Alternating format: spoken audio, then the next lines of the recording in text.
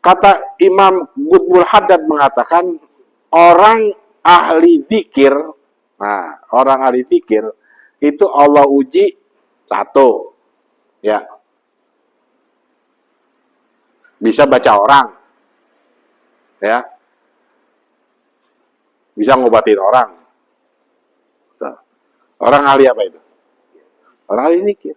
Kata Qutbul Haddad, itu ujian, bukan karunia. Salah, bukan karunia.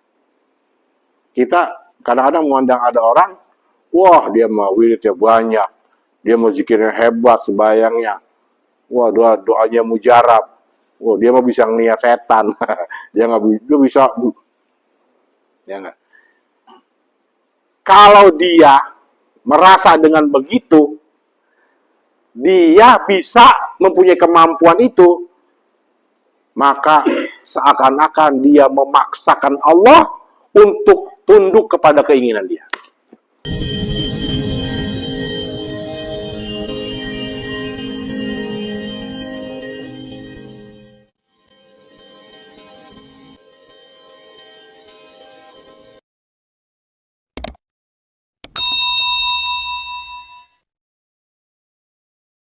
Assalamualaikum warahmatullahi taala wabarakatuh.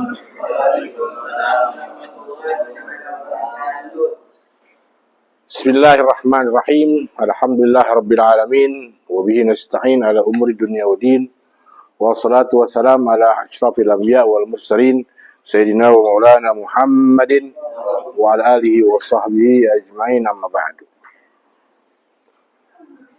Hadratal mukarramin wal muhtaramin, segenap jamaah keluarga besar Majelis Ta'lim As-Salam, senantiasa kita semoga dalam keadaan keselamatan, dalam keadaan rahmat Allah Subhanahu wa taala.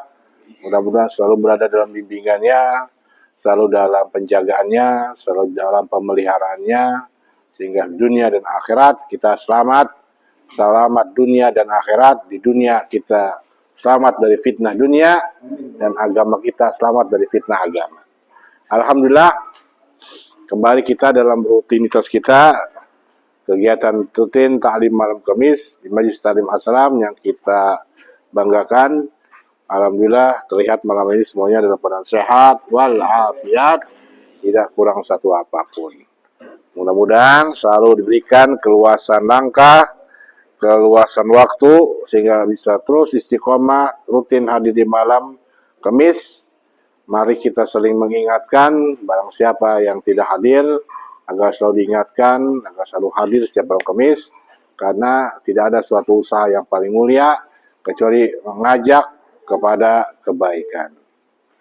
Baik jamaah yang dimuliakan Allah Subhanahu wa taala, mari kita membuka kitab Adab Sulukul Murid sampai kepada pembahasan tentang memahami penyakit-penyakit hati. Yang kemarin kita jelaskan, di antara penyakit-penyakit hati yang paling buruk itu ada 3. Pertama al-kibir, kedua riya, dan al-hasud. Itu halaman 37 tuh. Udah lihat? 37. Ya. Udah jelaskan. Penyakit yang paling berbahaya ada 3. Yaitu penyakit sombong, penyakit riya, dan penyakit hasud. Sebagaimana di penjelasan awal, Ustadz sudah jelaskan bahwa maksiat hati lebih mempunyai dampak buruk daripada maksiat fisik. Penyakit-penyakit hati lebih berbahaya daripada penyakit fisik. Sebagaimana sebaliknya, ibadah hati itu lebih unggul, ya, lebih dominan dalam kebaikan dibanding ibadah fisik. Menjaga hati, memelihara hati, membersihkan hati, itu ibadah yang paling mulia. Karena ibadah yang paling mulia, ibadah itu sendiri adalah ibadah yang paling berat, ya, paling susah, paling berat, paling susah. Karena apa? Hati kita itu banyak sekali penyakit-penyakitnya.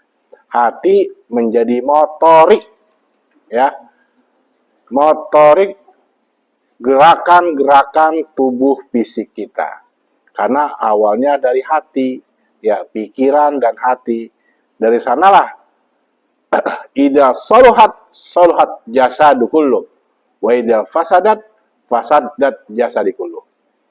Kata Nabi Muhammad SAW, ala inna fil jasadi, bahwa dalam jasad kita ada mudghah, segumpal darah.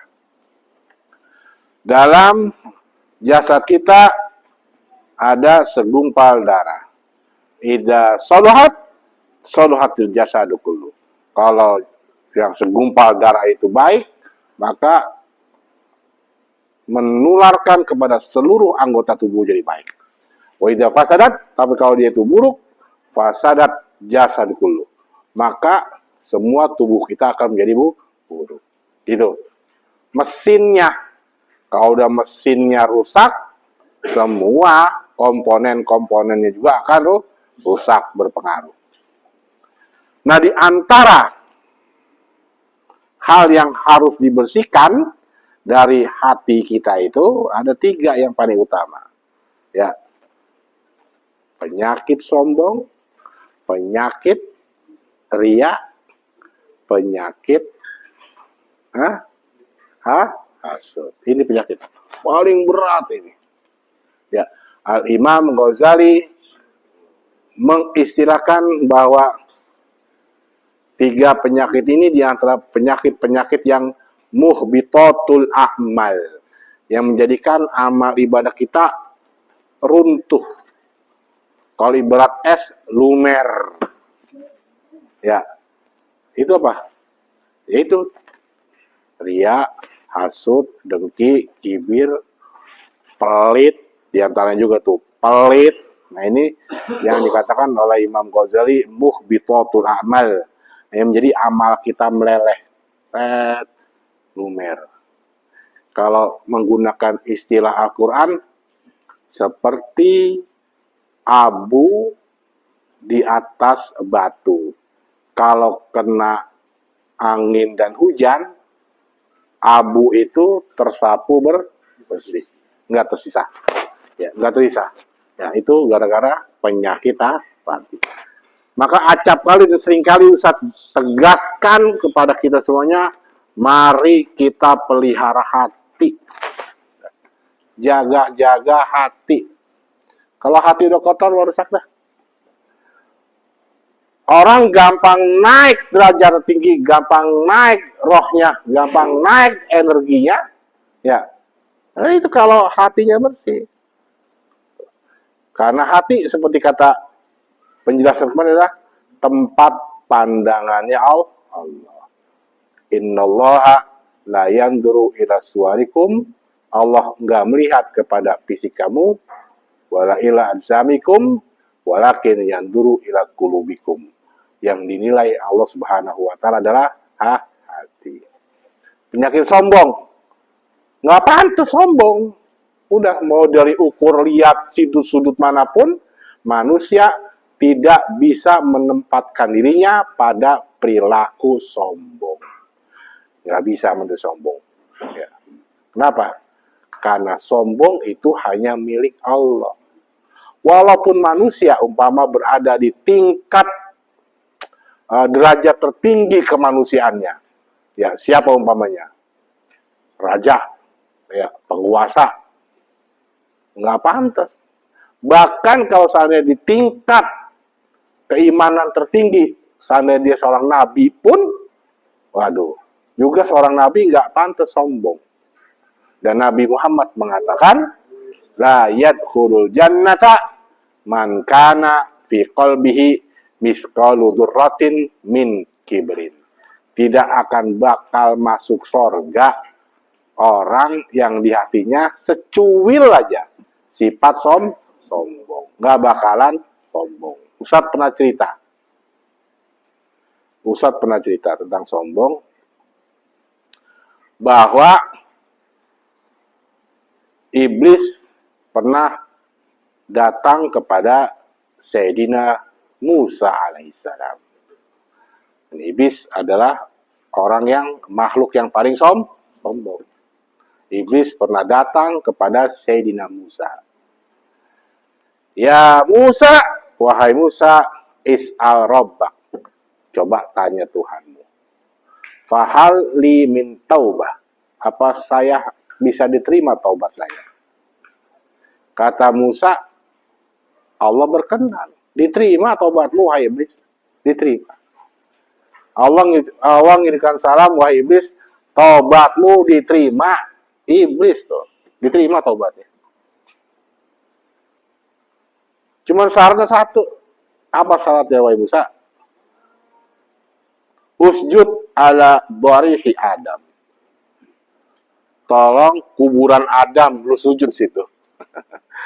Tolong lu sujud, tunduk takluk di depan kuburan Nabi Adam. Apa kata iblis? La asjud wa huwa hayyun wa kaifa asjud wa huwa mayyitun. Lagi hidupnya aja gua nggak mau sujud, gimana matinya? Kata iblis gitu. Lagi hidupnya aja gua nggak mau sujud, gimana matinya? Udah mati, gua sujud. Apa yang menyebabkan iblis tercegah untuk sujud? Apa? Sombong. Begitu, sombong. Ya. Kira-kira sekarang Junet sama Qadir. Junet punya salah sama Qadir. Yang salah Junet. Kira-kira Junet mau nggak minta maaf sama Qadir? Adeknya padahal kan mau. Nah itu manusia. Berarti mau. Biasanya yang pergi lebaran, abang ke rumah adek apa adek ke rumah abang? Adek ke rumah abang. Tapi pernah nggak abang lebaran ke rumah adek? Hah?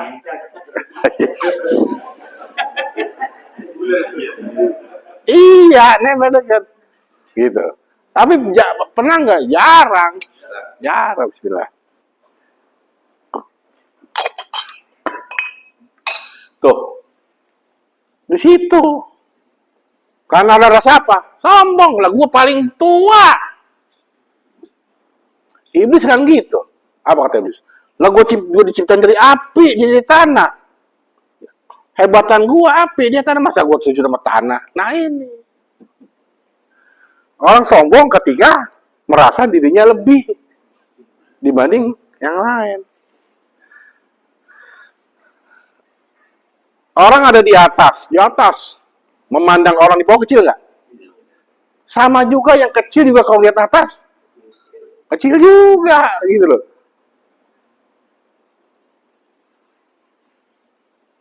Seorang atuh di atas pohon, manggil di bawah, orang kecil amat ya. Dan sama, lu juga sama orang lihat, dia kecil banget. Gitu, ya.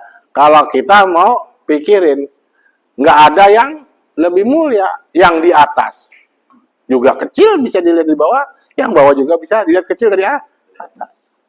Tuh sifat sombong yang mencegah orang bisa mau rendah diri, itu sombong. Fir'aun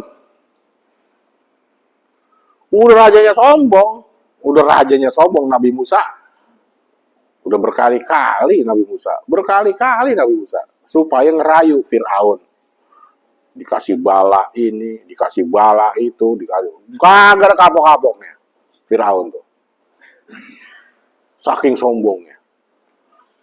Kata Fir'aun, Musa, memang Tuhan lu ada di mana? Tuhan saya di atas, di langit, tinggi. Kata Fir'aun, bangun menara tinggi. Saya mau naik ke atas. Dia naik ke atas, dia bawa panah, wahai Musa, sekarang Tuhanmu bawa panah. Dia panah ke atas, tuh sama Fir'aun.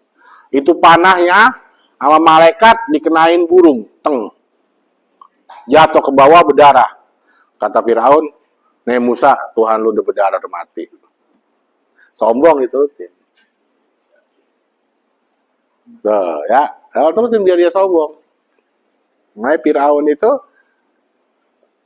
berkali-kali dikasih ujian, dikasih bala sama Allah, nggak kapok-kapok, ngasih terus makin tinggi, sehingga karena kesombongannya itulah Allah tutup pintu taubatnya. Diriwayatkan ketika air sudah sampai tenggorokannya, itu ketika dia tenggelam, itu sudah sampai tenggorokan. Ketika udah nggak bisa napas, Fir'aun sempat mengatakan, saya tobat. Amantu birabbi Musa wa Harun. Saya beriman kepada Tuhannya Musa dan Harun. Sebelum dia mau tobat, sama malaikat kepalanya diinjek, akhirnya dia kelelep. Jadi sama jadi apa? Emang benar-benar udah ditutup pintu tobat buat Fir'aun. Nah ini bahwa kesombongan dalam bentuk apapun ngerugiin, mencelakai, ya. Karena yang pantas sombong cuman Allah. So hebat-hebatnya ente, sehebat-hebatnya kita, ada batasannya. Apa batasan kita ujung-ujungnya? Mati, kelar. Tuh, mati. Nanti di akhirat ketika semua makhluk mati, manusia, malaikat mati, jin mati, manusia apalagi, nggak ada yang hidup. Lalu Allah berkata, limanil mulkul yaum. Ayo, siapa raja sekarang? Siapa penguasa sekarang? Limanil mulkul yaum, kata Allah. Hari ini saya tantang, kata Allah. Siapa yang hebat? Saya. Ketika sudah mati semua. Oke? Nah itu. Jadi famin afsyaiha, yang paling buruk sifat penyakit hati adalah al-kibru wariya'u wal hasad. Wal kibru yadullu ala sahibihi ala ghayatil hamaqah wa nihayatil jahalah wal ghabawa. Orang sombong itu menunjukkan bahwa pribadinya adalah dalam ke puncak ketololan dan kedunguan. Jadi kalau orang sombong itu orang paling tolol, orang paling dungu, orang yang menyatakan dirinya sombong. Gitu dah. Ada murid kelas 1, terus ngomong di depan guru, saya paling pinter pak. Waduh, lo baca aja nggak bisa, kata gurunya. Kan berarti bocah tolol, ya nggak? Bocah tolol. Saya di sekolah dulu yang paling pinter, nggak ada orang yang paling pinter. Lu baca mesti ngeja, ya nggak? Di depan guru. Nah, berarti kan tolol. Kayak begitu gambarannya. Ya, ada tukang rongsokan, ya, kerjaannya ngumpulin rongsokan, ngomong di depan orang kaya, gua yang paling kaya. Waduh, kata orang kaya, ini bocah minum di mana, maboknya di mana, gitu kan ya. Ini bocah minum di mana, mabok di mana, gitu gambarannya, ya. Jadi kalau ibarat setan aku dia. Ibarat setan aku. Dari mana nih bocah ya? Minum di mana, mabuk di mana. Nah gitu.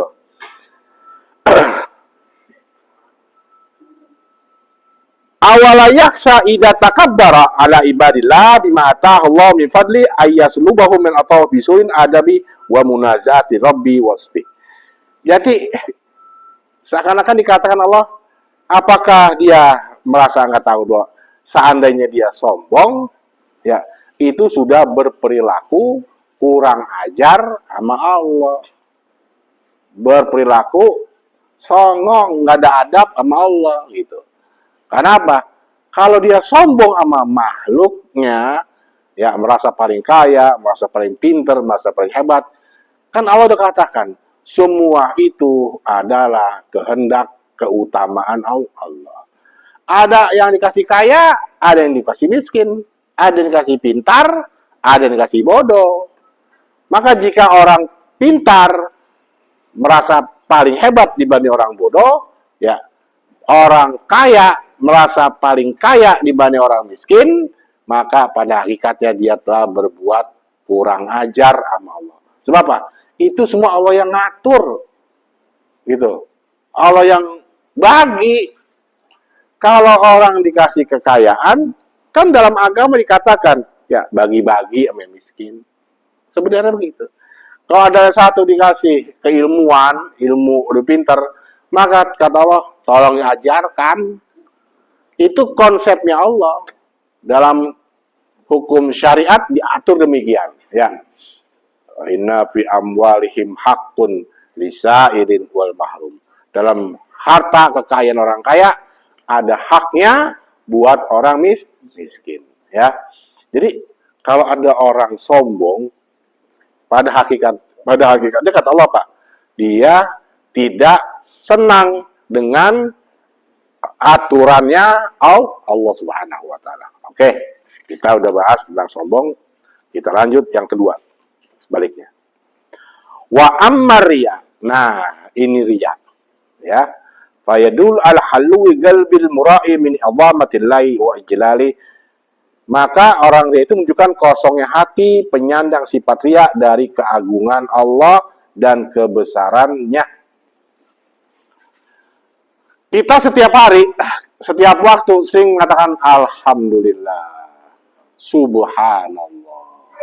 Itu kan dari tulus hati mengatakan. Kenapa kita mengatakan maha suci Allah, maha besar Allah dengan segala ciptaan kekuasaannya? Agar mengajarkan kepada kita bahwa yang hebat bisa seperti itu Allah pantas. Gitu. Dia menampakkan kekuasaannya ke keadaan makhluk, maka kita sebagai makhluk mengucapkan kata-kata pujian agar mengajarkan bahwa yang pantas menampakkan kebesarannya cuman Allah. Karena selain Allah itu semua lemah, tidak ada daya, tidak ada upaya. Gitu. Kalau Allah katakan, saya masukkan orang ke surga kehendak saya kayakan orang dengan kehendak saya pintarkan orang dengan kehendak saya. Allah mengatakan, inilah saya. Hanya Allah yang pantas menunjukkan kekuasaannya, kehebatannya. Gitu. Nah, manusia, kalau toh pun diberi kelebihan sama Allah Subhanahu wa Ta'ala, maka ucapkanlah itu kepada Allah sebagai pujian, bukan dipamerkan. Gitu. Ujian, ya, ujian orang ibadah itu banyak. Ujian orang berzikir itu banyak. Ya. Jangan jadikan ketika dia mendapatkan hal-hal tersebut menjadikan dia sombong. Ya. Kata Imam Qutbul Haddad mengatakan orang ahli zikir, nah, orang ahli zikir itu Allah uji satu, ya, bisa baca orang, ya, bisa ngobatin orang. Orang ahli apa itu? Orang ahli zikir. Kata Qutbul Haddad, itu ujian, bukan karunia. Salah, bukan karunia.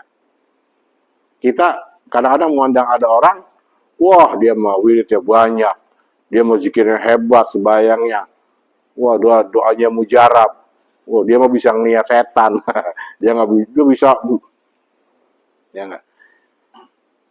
Kalau dia merasa dengan begitu, dia bisa mempunyai kemampuan itu, maka seakan-akan dia memaksakan Allah untuk tunduk kepada keinginan dia. Itu sifat yang paling tinggi, makrifat tertinggi itu. Ya. Kecuali Nabi. Ada orang datang. Kata dia, udah gampang urusan lu, besok saya gua gampang. Wah, lah hebat. Ya enggak. Seakan-akan dia bisa. Seakan-akan dia mampu. Menunjukkan bahwa apa? Allah tunduk pada keinginannya. Ntar gua doain, insya Allah hajat lu makbul. Ntar gua tiup, insya Allah sembuh penyakit lo. Ya enggak. Ntar gua usap, insya Allah. Ntar gua siram, kebun lu sama laku. Waduh. Dan dia mengatakan yakin bisa seperti itu. Nah, ini ujian, Pak. Orang kagak banyak paham tentang makrifat di sini. Belajar ilmu makrifat sini. Seakan-akan dia hebat. Padahal itu Allah sedang menguji dia. Ujian itu. Jangan merasa paling hebat. Ya, ente bisa wah, saya mah wiridnya wirid banyak baca wirid ratib Sat. Ya enggak begini alhamdulillah.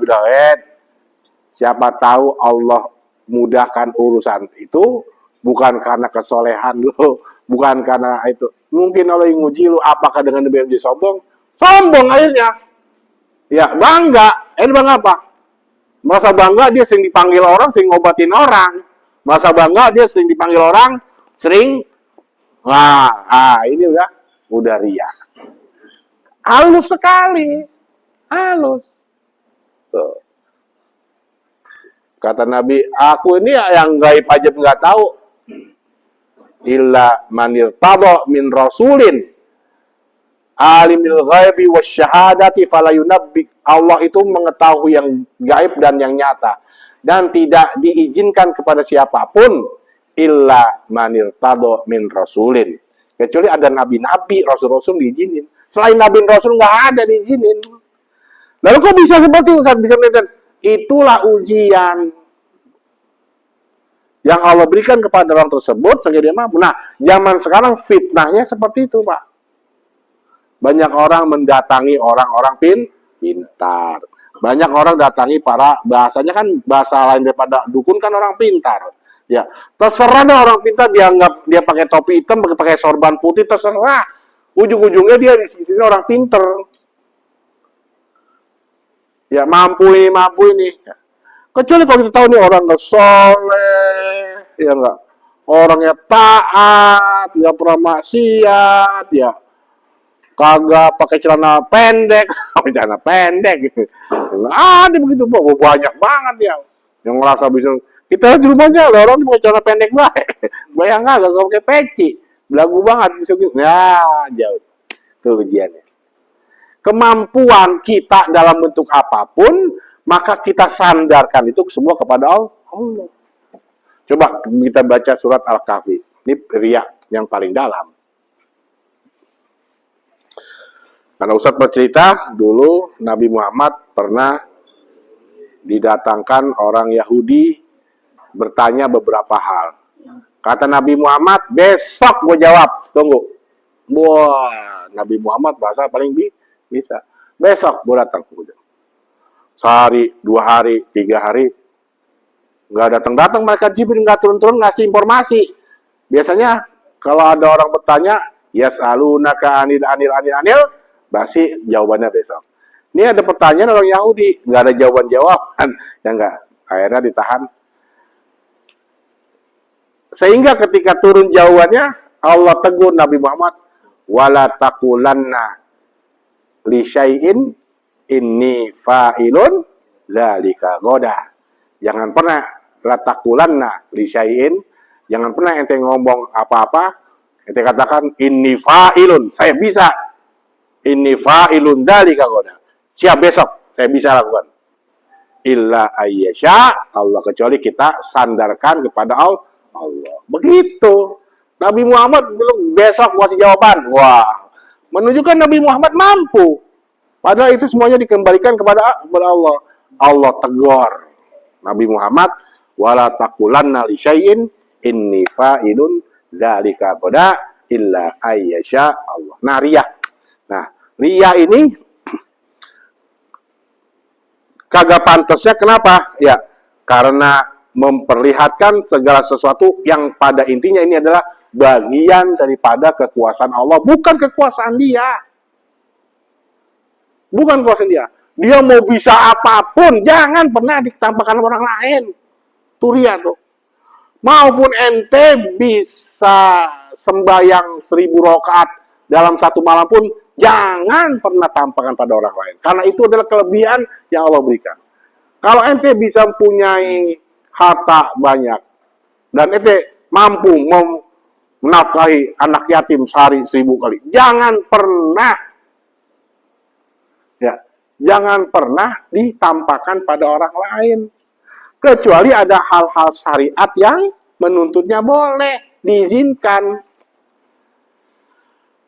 Santunan anak yatim. Wah, seseorang anggota DPR tasyakuran diundang 1000 anak yatim. Ya salam. Baru jadi anggota DPR tasyakuran anak yatim diundang. Wah, syukuran. Mantep. Ya enggak? Kasihan anak yatim. Kan gitu. Orang kaya peresmian buka showroom. Ya, panggil anak yatim santunan. Tuh, ya. Kebaikannya maunya dilihatkan, pengen tahu orang biar lihat gitu begitu. Miriannya, ya enggak? Biar tahu.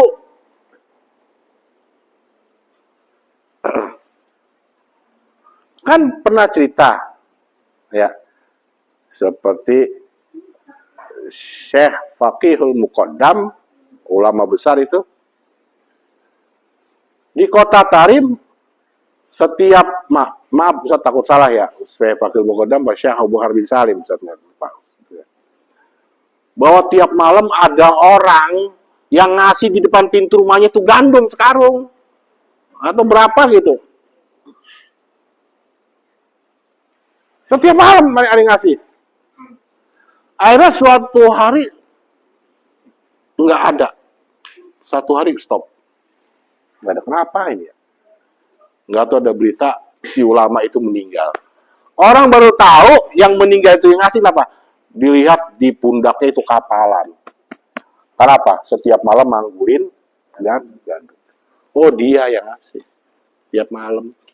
Orang baru tahu dia meninggal. Udah meninggalnya baru tahu bahwa dia yang, padahal selama hidup gak ada yang tahu. Tuh. Ini kitab ini si pengarangnya namanya Sohibul Ratib Al-Habib Abdullah bin Alwi Al-Haddad.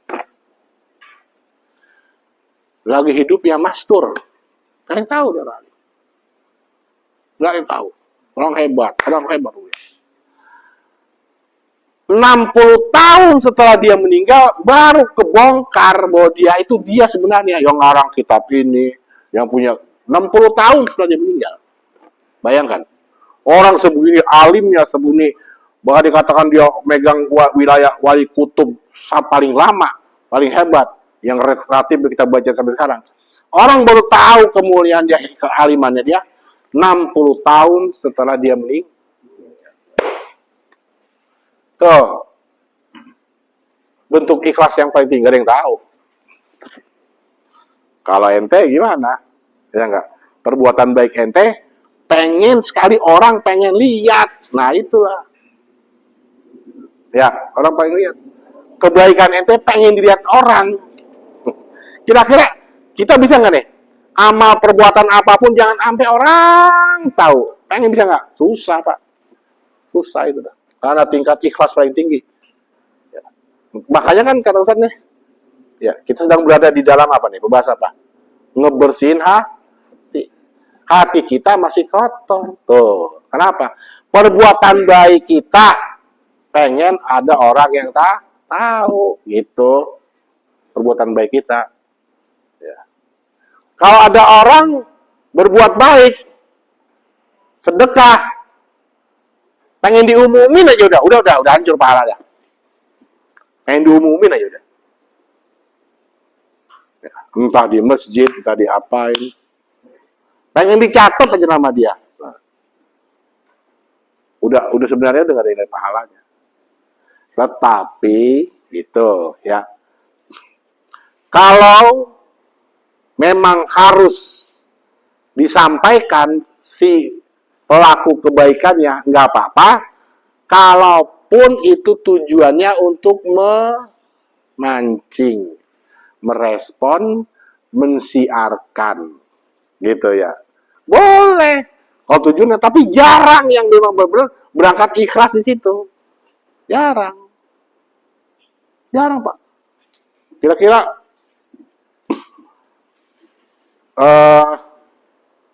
ente ngasih nyemplongin duit 100.000 ke masjid, diem-diem bisa nggak? Di belakang kamar mandi ceplosin, bisa nggak? Susah. Paling nggak ntar pas kotak lewat depan mata. Ya, nih Ustadz ada cerita. Di Bekasi ada kiai besar, pesantren Anida. Kiai siapa pendirinya? Hah? Kiai Haji Muha? Hah? Anida? Kiai Haji Muha? Muhajirin. Wow, lama besar itu. Kitabnya dicetak di Mesir. Ya. Nama kitabnya apa ya? Tafsir apa itu? Ulama besar. Ulama Bekasi. Ilmu. Di Bekasi ada 2 ulama besar. Satu Kiai Muhajirin, satu Kiai Muhajirin, satu Kiai Nur Ali. Ini ulama besar 2. Kiai Nur Ali terkenal dengan akhlak adabnya. Tapi Kiai Muhajirin terkenal dengan ilmunya. Jadi kalau aliman mana? Aliman Kiai Muhajirin. Paling alim. Pengarang kitab udah. Satu hari ada orang kaya datang ke dia. Bawa duit segepok. Segepok datang mau nemuin Kiai. Saya mau ketemu Kiai. Ada apa? Mau ketemu penting. Ada sedikit rezeki. Terus kata Kiai, siapa tuh orang kaya? Mau ngapain tuh? Mau ketemu Kiai sebentar. Ada apa? Saya mau kasih sodako ini ke Kiai. Taruh aja di kotak sama aja. Dikasih gua, ngajarin. Itu kata Kiai apa? Taruh aja di kotak sama aja. Maksudnya orang kaya tuh ya bagus apa salah? Ya bagus lah pengen ketemu Kiai. Itu juga gitu kan kalau mau ngasih guru kan gitu. Saat guru ya ini kan gitu kan ya. Bagus. Tapi ini ngajarin apa? Ikhlas. Ngajarin agar jangan kita mau berbuat baik biar orang tahu. Tuh, susah riya. Ustadz punya analogi masih ingat ya? Masih ingat analogi Ustadz tentang orang jangan sampai riya. Orang berbuat baik itu kayak orang berak. Udah. Ada dungkit-dungkit. Enggak. Nah itu, bahwa riya menjelaskan bahwa hati seorang itu kagak ada sedikit ingin mengagungkan Allah. Dia ingin mengagungkan dirinya aja. Dah. Kalau dikasih ada min fadli rabbi. Rezeki dari Allah. Gitu. Ya enggak? Enggak usah pakai ini ada sedikit rezeki kemarin habis jual tanah yang ada begini ya mudah-mudahan ya basa-basi. Ya boleh lah ngomong gitu. Tapi itu menjelaskan bahwa ente berbuat baik dan itu adalah hasil perbuatan kemurahan hati ente. Nah, itu maksud Ustaz. Ya. Yang seperti itu ya ikhlasnya bisa dikoreksi. Kenapa? Kebaikan yang dia lakukan tidak mau dikaitkan kepada Allah. Kebaikan yang dia punya tidak dikaitkan kepada Allah, tapi dikaitkan pada dirinya. Ilmunya, ngomong dah. Lah gue mah bukan tibang-tibang jadi Ustadz. Lama gue mondok. Begitu. Lu ajarin abu kita gue ajarin. Begitu. Jadi kepintarannya itu dikaitkan kepada dirinya. Tuh. Ustadz kalau ngajar kan mengarang Bismillahirrahmanirrahim. Apa itu? Setelah Ustadz katakan bahwa ini semuanya adalah semata-mata dari Allah Subhanahu wa Ta'ala. Wa man amila sholihat wa habba ayyarifahun nas bidalik. Barang siapa yang berbuat kebaikan dan dia senang sekali orang lain tahu, liyu'adzimu wa yastani'u ilaihil ma'ruf wa huwa mura'in jahilin ragibin fid dunya. Tuh pertanyaannya. Kalau ada orang berbuat baik dan dia senang perbuatan baiknya itu orang lain pada tahu, maka pada hakikatnya nih kata Imam Qutbul adalah orang ini mura'in jahilin udahnya sebagai orang ria yang paling bodoh. Kira-kira gitu dah, ya. Kira-kira di sini mengajarkan kepada kita semua, jika kita berbuat baik dalam bentuk apapun, usahakan, ya, usahakan jangan sampai ada orang yang tak tahu. Berbuat baiklah. Berbuat baiklah kepada orang yang tepat maupun orang yang tidak tepat. Berbuat baiklah kepada ahlinya dan bukan kepada ahlinya. Biar ikhlas, gitu. Saya mau sedekah kepada siapa ya, Ustaz ya? Kepada anak yatim, kepada orang miskin. Kepada siapa kek? Begitu.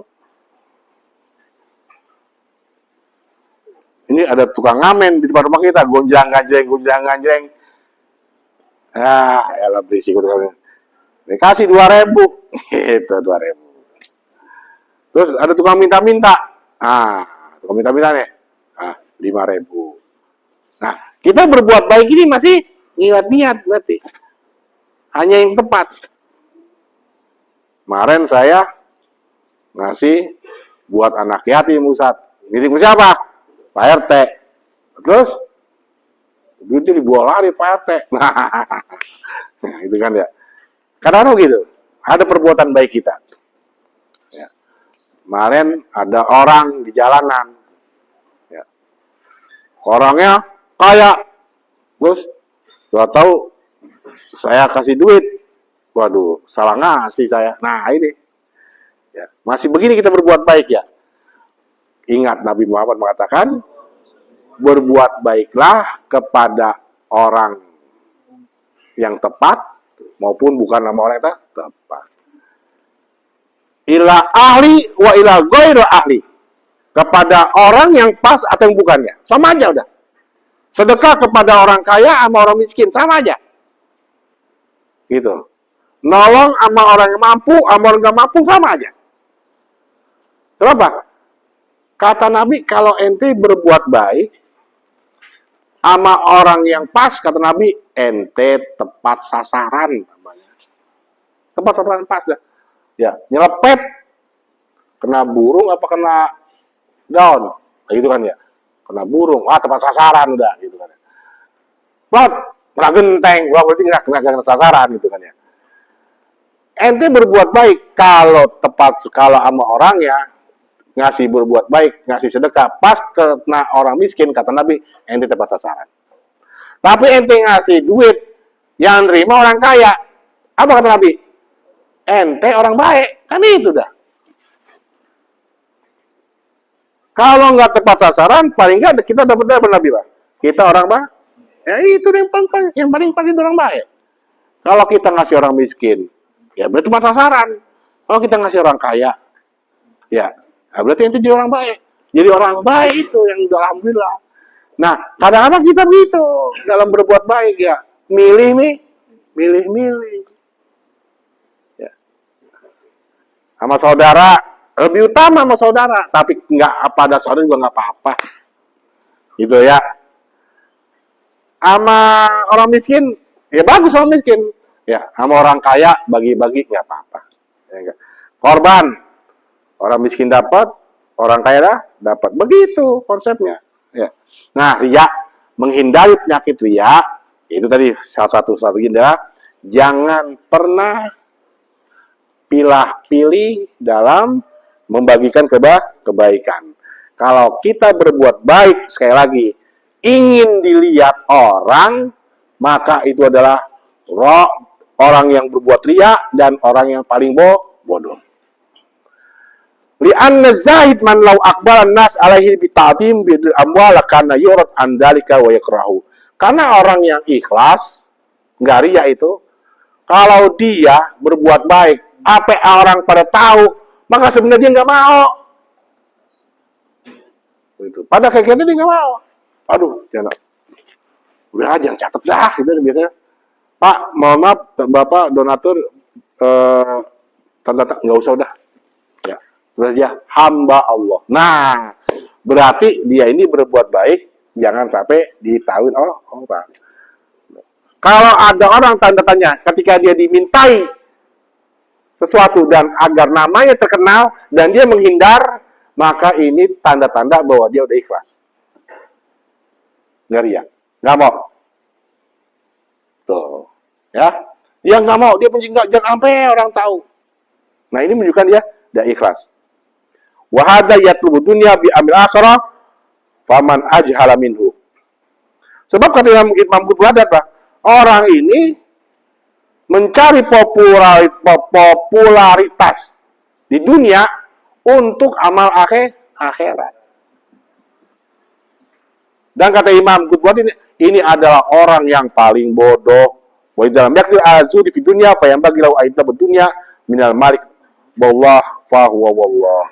Ya, intinya gitu, ya. Dia mencari popularitas, populer apa? Dilihat orang, apa semuanya. Tapi yang dijadikan adalah jalan Allah. Nah, ini Allah gak senang. Ya. Ente kalau mau cari populer dengan stranger, oh terserah.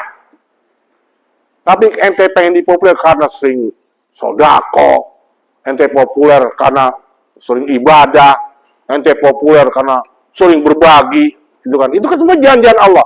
Jangan cari kepopuleran di situ, popularitas jangan cari di situ.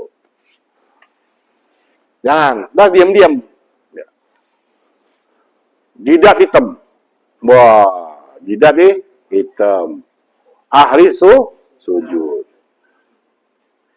Udah mah kemana-mana jidat dia nerang. Jadi ibadahnya dia dijadikan populeran dia di mata orang. Wakofin tanah buat madrasah, wakofin tanah buat majelis taklim, wakofin tanah buat pesantren. Diumumin. Minta dikasih tahu, minta difatihain. Cari popularitas dengan jalan akhirat. Ini kata Imam Ghazali adalah orang yang paling bodoh. Nah, ini 3 penyakit hati sekali lagi. Ya, kesimpulannya. Sombong. Apa lagi? Ria dan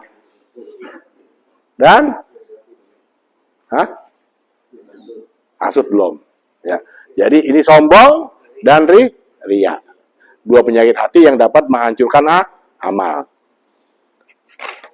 Wa ammal hasad. Nah, yang ketiga ini adalah hasud.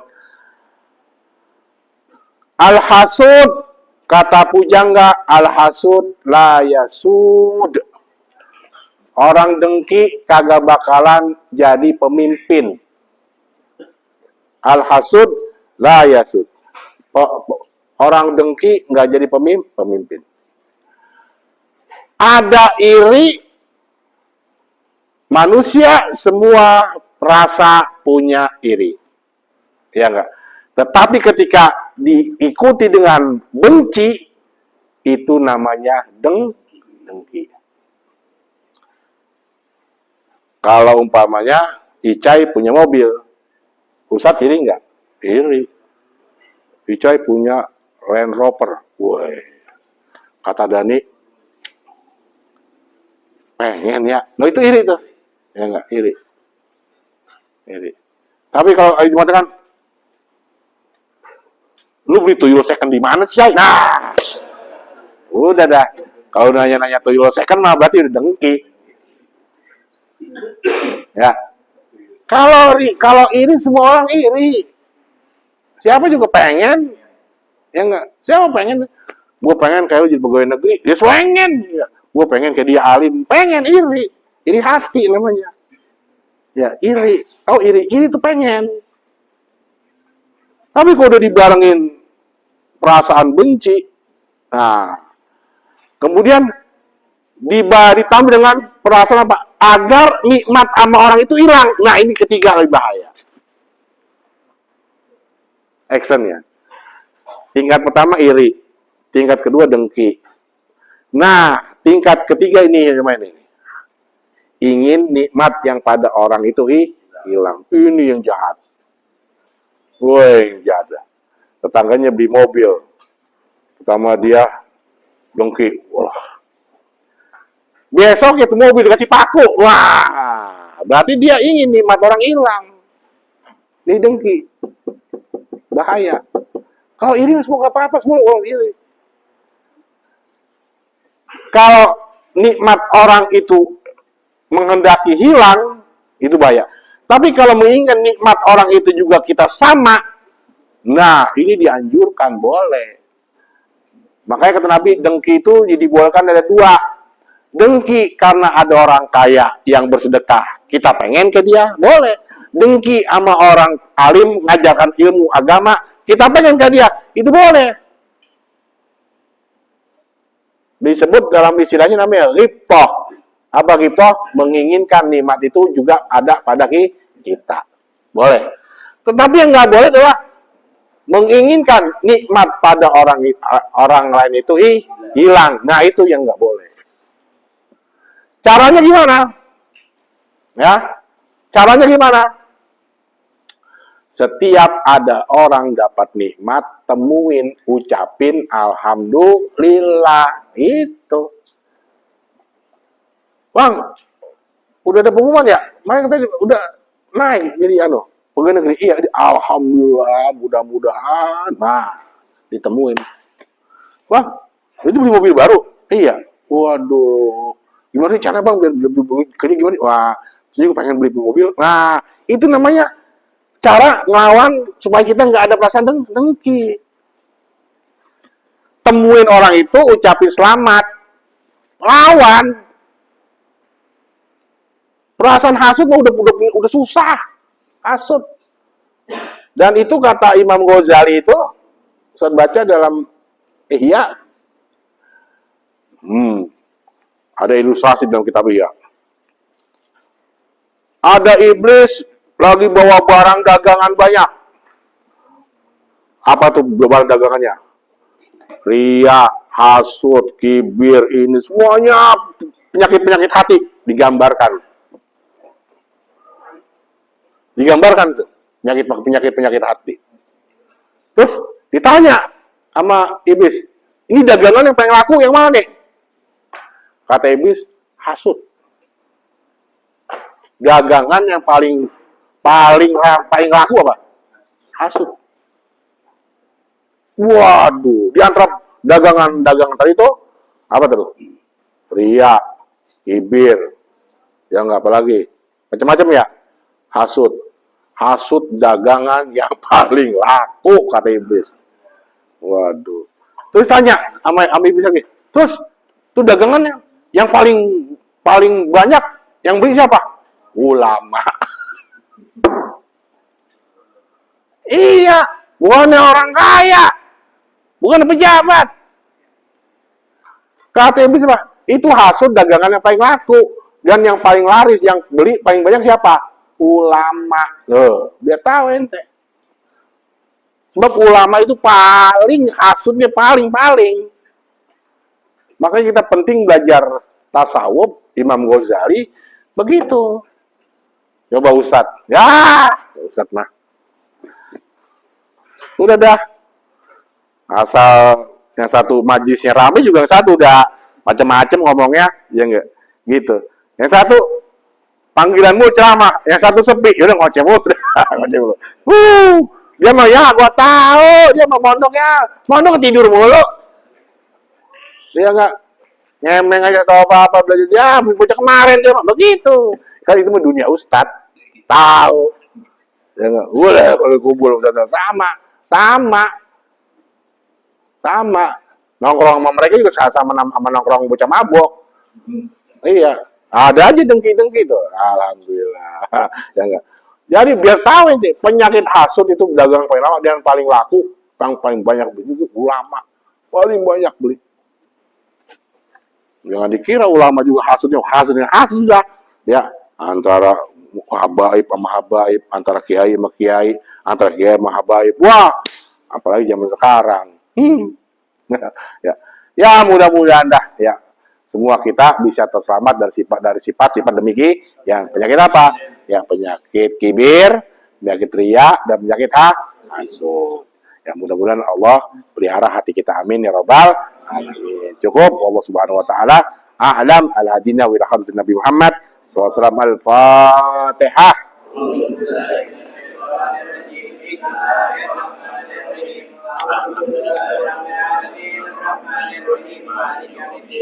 إياك نعبد وإياك نستعين اهدنا الصراط المستقيم صراط الذين أنعمت عليهم غير المغضوب عليهم ولا الضالين. Rabbana taqabbal minna innaka antas samiul alim wa tub alaina tawwabur rahim wa subhanallahi wa bihamdihi wa akhiru da'wana alhamdulillahi rabbil alamin.